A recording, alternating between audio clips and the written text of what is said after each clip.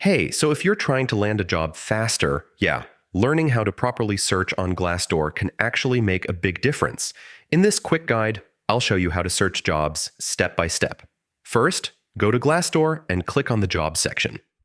This helps you focus only on job listings instead of company pages or reviews. Next, type in the job you want.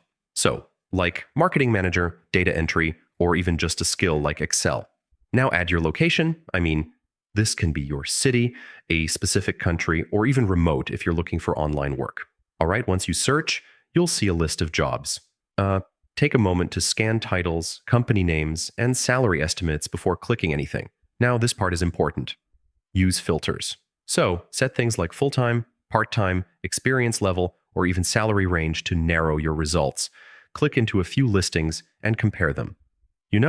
Look at responsibilities, requirements, and company ratings before deciding. If something looks good, but you're not ready to apply yet, just save it.